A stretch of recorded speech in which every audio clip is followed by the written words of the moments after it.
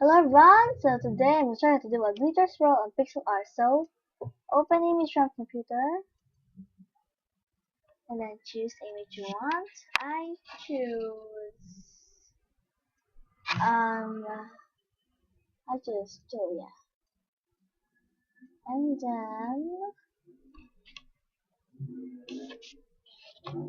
go now file, open image, find. I chose this. It was also like this and then this tool go like this and then copy and then press this and then paste and then edit, transform and resize it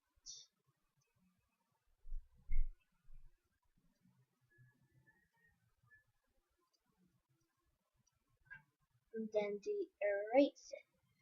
Press it. Yep. So you see that? So first thing and erase it must be a pattern.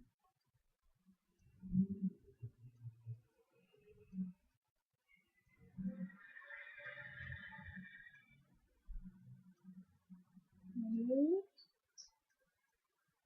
then here and there. Thanks, that's it, and then file, save, okay.